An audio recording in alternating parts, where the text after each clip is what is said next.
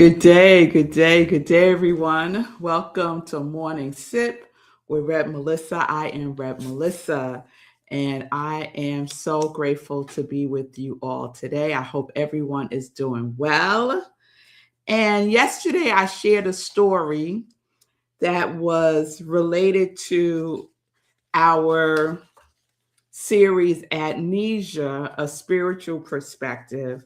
And I think today I want to continue with another story. And we're just gonna we're just gonna drop the amnesia part, and we're gonna focus on the spiritual perspective part.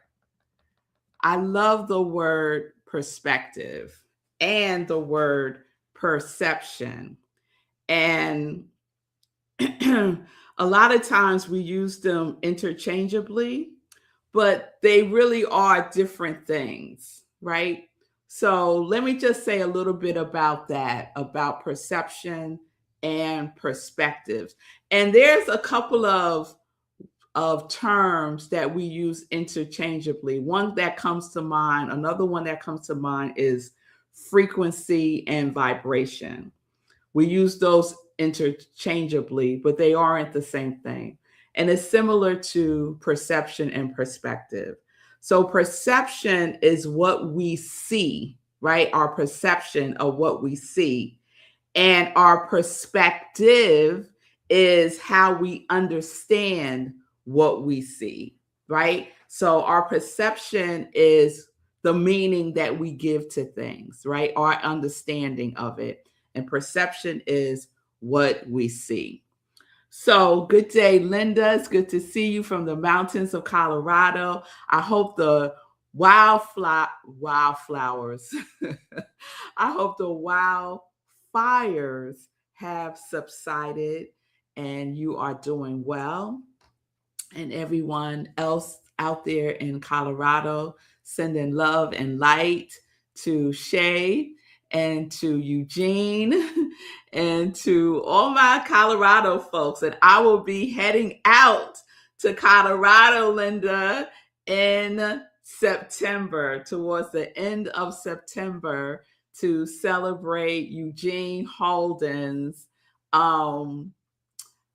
installation ceremony as the new spiritual minister at the new spiritual leader at CSL, Centers for Spiritual Living, Parker.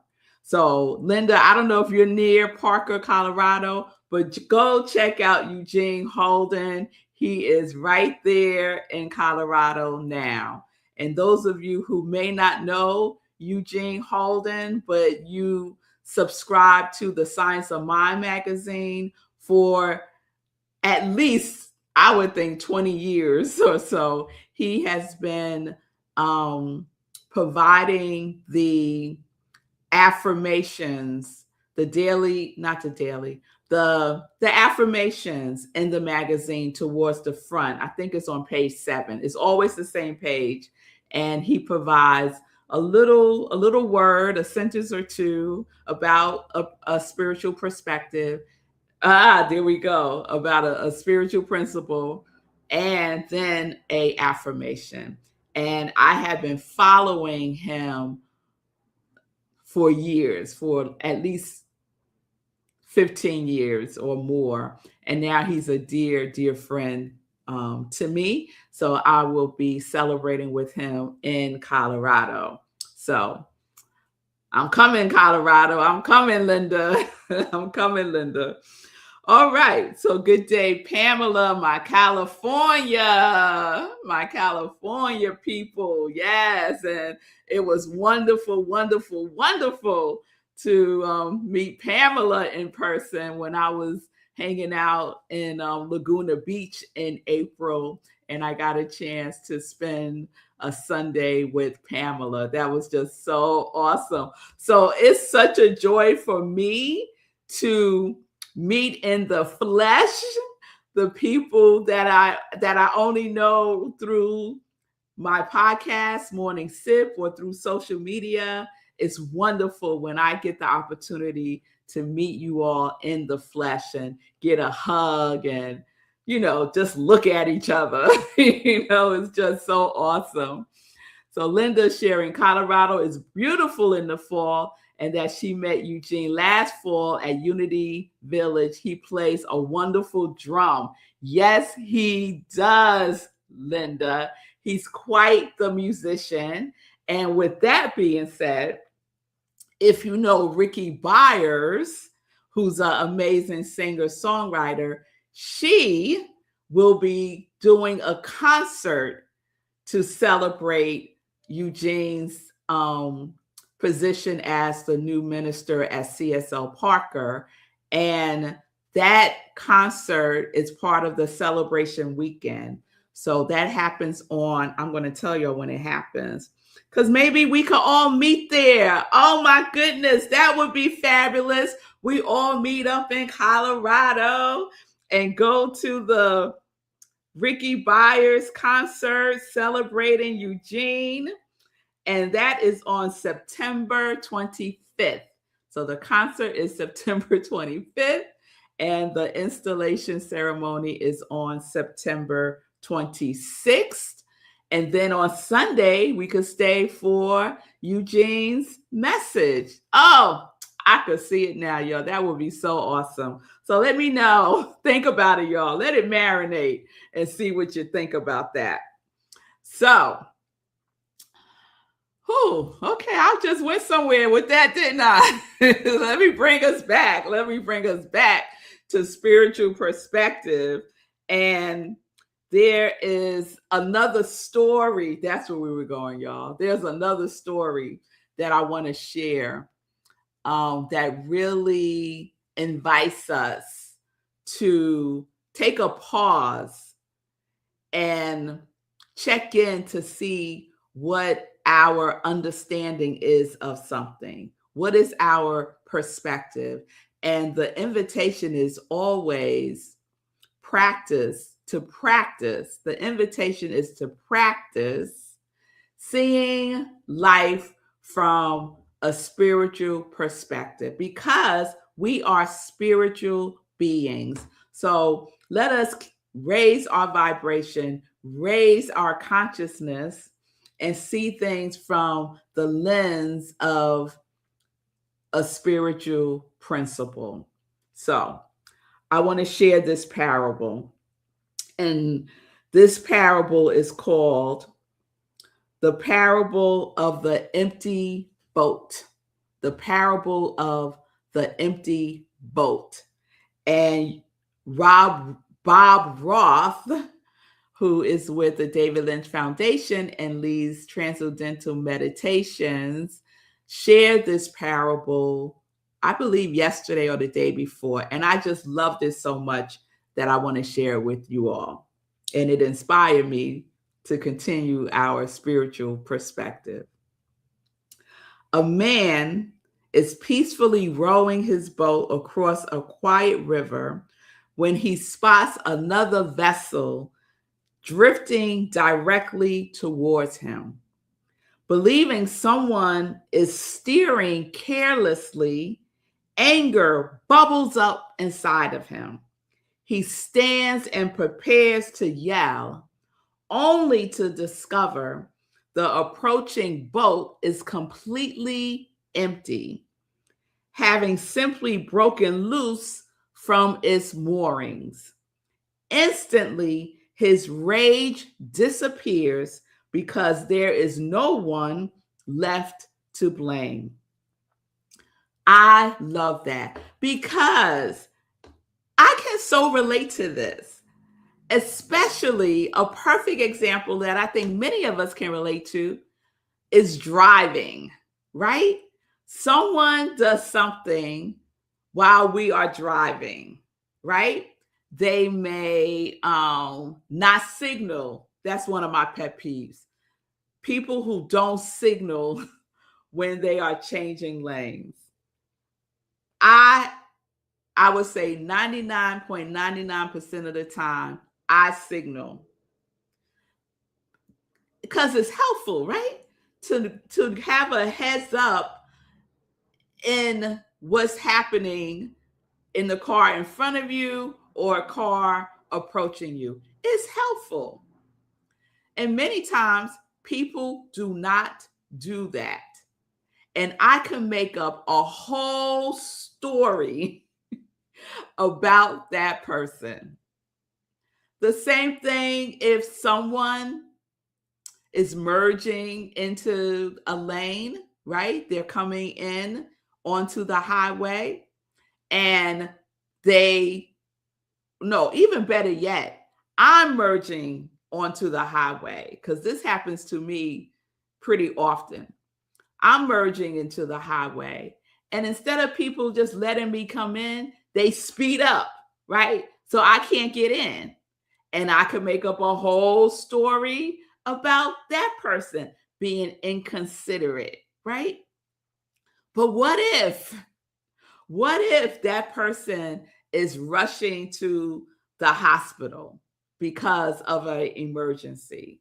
Like it could be anything that would cause someone to keep going. Maybe they're not even paying attention. Maybe they got some news that just makes them not be as present as they could be, right? They're not driving erratically, but they're not 100% present to all the things that are happening around them, including me trying to merge in.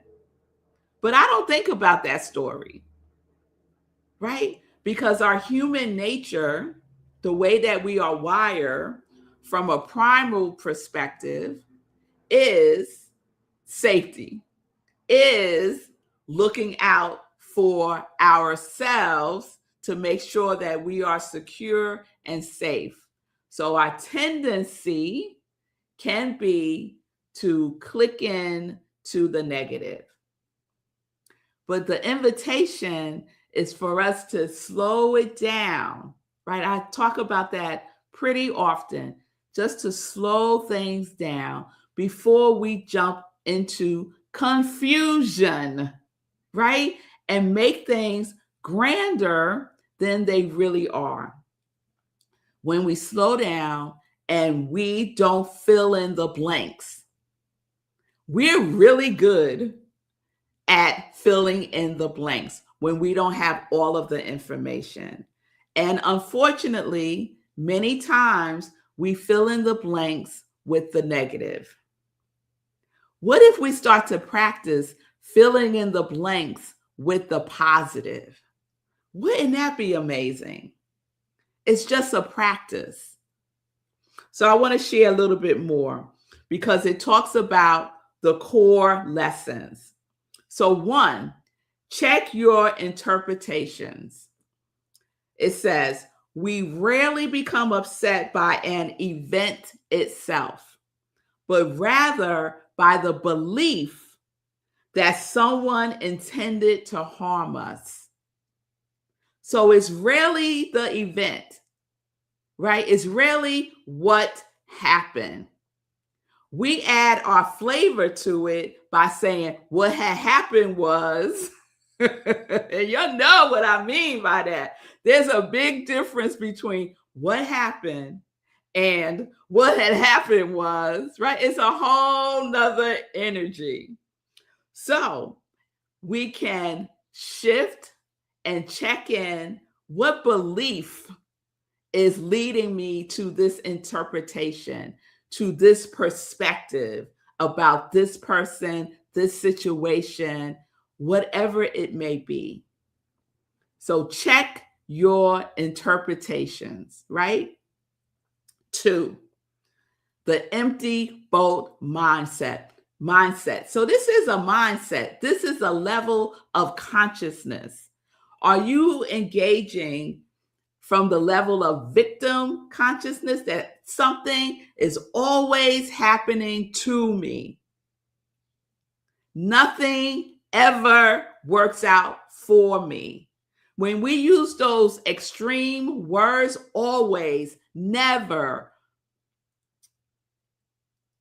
check yourself. That is a clue that we need to slow down, because it's not always. It's not always. And I do my best not to articulate in that way, especially in my close relationship. You always do that. Why you never ... So as soon as I hear those words come out of my mouth, and when I'm really present, as soon as I start thinking that way, I put that thought in check and say, oh no, you know that's not it. So the empty boat mindset is when someone cuts you off in traffic, forgets an email, or behaves rudely, it's usually not a personal attack. They are simply an empty boat, swept up in their own currents of stress, burdens, or distractions. So one of the things that happens with my girls, and they fuss at me about this, they say to me, Mommy, why you left me on red? And I'm like, what are y'all talking about? You know, these youngins, y'all, they have their own language. So they told me what that means when someone leaves you on red, READ. When someone sends you a text message and you read it, but you don't respond right away, that means that you left the person on red. And their perspective, the person that sent the text message, right, and sees that the person read it and had not responded to it yet, their perspective is the empty boat mindset. We make up a story about the person. We make up a story about why they didn't respond to the text. We make up a story that they must be mad at us. What did I do? We might even go back and start reading the text message thread from yesterday to see if there was something that we said that may be misinterpreted, right? And the person that sent it is going through all of these scenarios just because they are in this space of believing that you just left them on red. I love that when my girls say that to me. And it's usually they would text me for some money and I see the text and I don't respond. So they say, why you left me on red, Mommy? So the empty boat mindset. The last one, when we become the empty boat, right? On a deeper level, it says the text suggests, meaning the story suggests, we should strive to make our own boat empty by letting go of our ego, judgments, and the need for external validation. We stop bumping into others and remain undisturbed by the currents of life. And what a beautiful practice that is, to remain undisturbed by the currents of life. Because life be lifing, right? But we get to decide, we get to choose how we will respond to it, because that is all that we really have control over, our response. Someone cuts me off, I have no control over that person who cut me off, but I do have control over how I respond. Someone doesn't respond to my text message and leaves me on red. I have control over how I respond to someone not responding to my text messages, someone not responding right away to an email. I really desire for us to slow all of it down. There is this expectation of immediacy in our society that has been ushered in by technology. But we get to decide. We get to decide how we respond and when we respond. We get to decide that. And however way in which people usually react to that is none of our business. Be the empty boat. Be the empty boat. Ride the current. Right? That's the wonderful thing about anesthesia. When we look at it from a spiritual perspective, we just get to ride the current. So, this is what we're exploring for the rest of the week, our spiritual perspective. And remember the difference between perception and perspective.